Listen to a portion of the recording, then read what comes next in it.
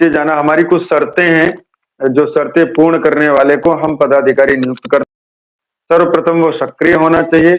दूसरा पर उसका मातृभाषा का अर्थात हिंदी का लिखना और पढ़ना दोनों आना चाहिए।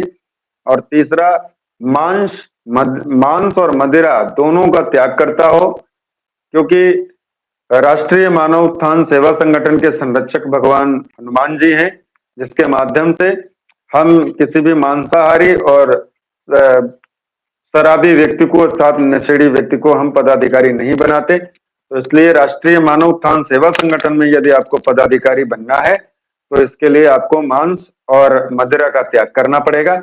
अगर आप ग्रहण करते हैं तो त्याग कर सकते हैं, क्योंकि मैंने देखा है कि बकरी का मांस अगर आप खाते हो तो बकरी भी क्या खाती है, पत्ते वगैरह खाती है। तो वो प्रोटीन और विटामिन जो होते हैं उसके मांस में जो आप लोग चाव से खाते हो किसी की हत्या करके, तो वो भी मैंने देखा है कि घास से ही प्रोटीन बनाती है, घास से ही उसके शरीर में विटामिन आते हैं, घास से ही फुर्ती आती है, चुस्ती आती है।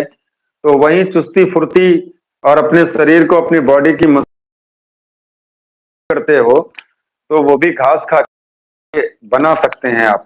तो किसी की हत्या करने की कोई आवश्यकता नहीं है, लेकिन ये जुबान जो है ये आपको सदैव रसों में डूबी रखती है। तो इसलिए जुबान को तो हर वो चीज अच्छी लगती है जिस जो आपके शरीर को नुकसानदेह होती है, जो आपके नुकसानदेह जो शरीर जुबान को अच्छी नहीं लगेगी वो निश्चित ही आपके शरीर को लाभदायक होती है।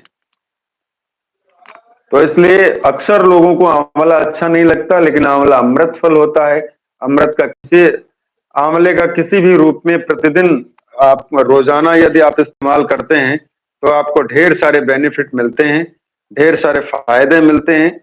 तो मांस खाना बंद करके आप बहुत सी हरी सब्जियों को अपनी डाइट में शामिल कर सकते हैं। पालक हो गया, और इस समय मूली का साग हो गया, चने का साग हो गया, तमाम प्रकार के साग हैं जिसमें भरपूर मात्रा में प्रोटीन, विटामिन, मिनरल्स पाए जाते हैं।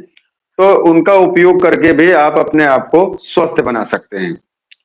तो यदि आप अगर कहते हैं शराब एक नशा है, तो मैं तो कहूंगा भाई समाज सेवा का नशा कर लो, दूसरे की सहायता करने का नशा कर लो, और ईश्वर के प्रति समर्पण का नशा कर लो, भक्ति का नशा कर लो, देशभक्ति का नशा कर लो। नशा करने के लिए बहुत चीजें पड़ी हैं, किसी भी चीज का नशा कर लो, लेकिन ये शराब के नशे से बचो। शराब के नशे की जो लत है वो जानलेवा आपके लिए तो है ही, आपके लीवर सिस्टम को तो बेकार करती है, लेकिन आपके पति पत्नी के बीच में रिश्ते नहीं अच्छे बन पाते, आपके रिश्तेदारों के बीच में आपके रिश्ते अच्छे नहीं बन पाते, आपके पुत्र और भाइयों के बीच से आपके रिश्ते अच्छे नहीं बन पाते, क्योंकि शराबियों के रिश्ते केवल शराबियों से ही होते हैं और अच्छे लोगों से नहीं। घर में आते हैं तो मारपीट करते हैं, क्लेश करते हैं, कला करते हैं और अपने लीवर तंत्रिका तंत्र को बेकार करते हैं। तो शराब पीने से बहुत सारे नुकसान होते हैं। तो आओ उस नशे को, शराब के नशे को छोड़ते हैं और लेते हैं समाज सेवा का नशा, असहाय लोगों की मदद करने का नशा, और अच्छे अच्छे लोगों की संगति करने का नशा, और ईश्वर भक्ति में रब जाने का नशा, पशु पक्षियों की सहायता करने का नशा, तमाम प्रकार के नशा हैं। उनमें से करके ये नशा आपके समस्त जन कल्याणकारी हैं, मानव उत्थान करने वाले हैं। ऐसे नशे को करके जीवन धन्य किया जा सकता है। और एक शराब के नशे को, गांजा के नशे को, स्मैक के नशे को, अफीम के नशे को करके आप अपने जीवन को व्यर्थ में बर्बाद करते हैं। न आपके घर में कोई वैल्यू होती है और न बाहर।